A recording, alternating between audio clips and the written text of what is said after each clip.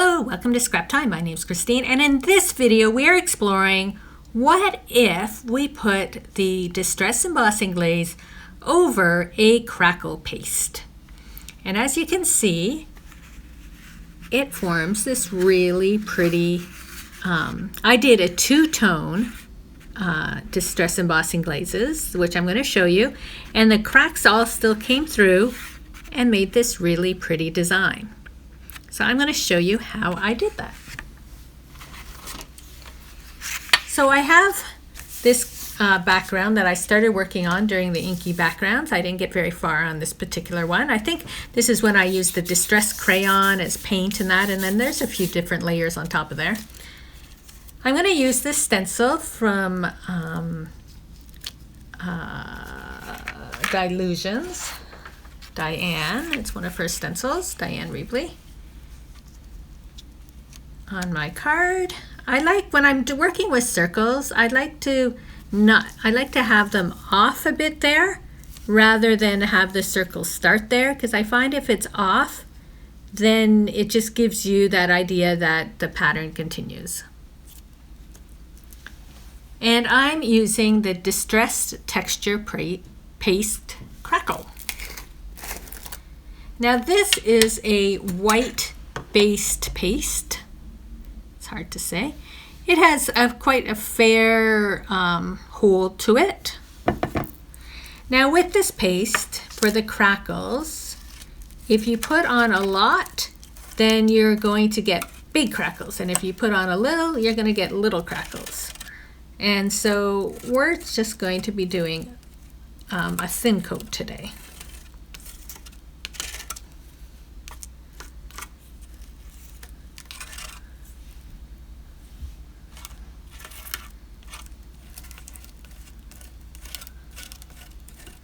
So I'm just putting it on with my palette knife, and I'm trying to not make it so blocky, but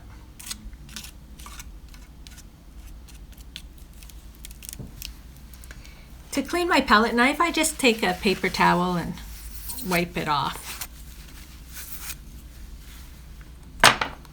And then afterwards I'll go and clean my stencil. So I'm going to take this off.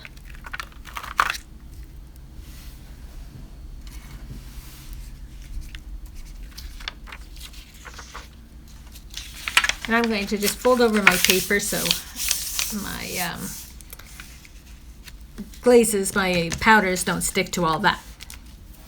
So what I want to do now, make sure my fingers aren't too sticky, is I'm going to use broken china and cracked pistachio. In this case, I'm going to start with the broken china. I'm going to pick some up with my fingers, and I'm just going to sprinkle it over the paste. So you can do this with like 2 colors, 3 colors, whatever you want. Put a little bit more up here. And then you can decide if you want more blue or more green. Then I'm going to tap it off and put that little extra in here. Oops, I got some powders in there. We'll deal with that later. And then now what I'm going to do is get the cracked pistachio. I'm going to use my spoon and then cover all of it, because where that blue is, it will stay blue and won't allow more green to sit there.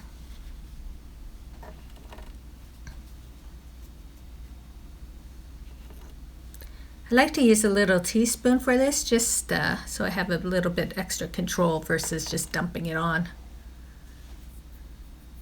And I also like to cover it up a lot because I know it'll just come back into the jar. So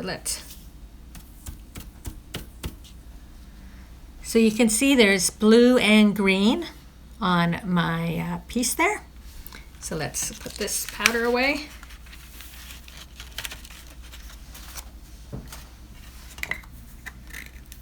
Now ideally you want to let it sit and dry and do its thing and then heat it. but we don't have that sort of time right now, so I am just going to heat it.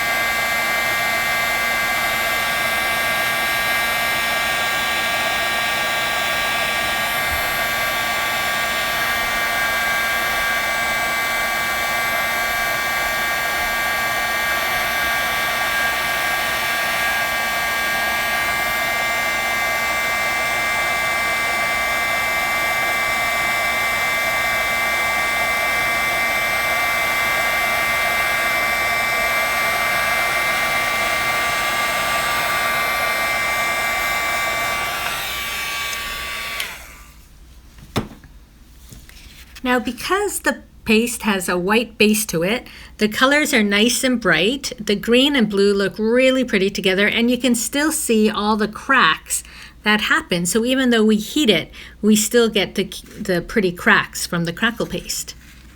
And that's what happens when you put Distress Glaze over crackle paste. Thanks for watching. Be sure to give our video a thumbs up and subscribe to Scrap Time videos on YouTube. In the meantime, here are a couple other videos you might be interested in watching. See you next time. Bye-bye.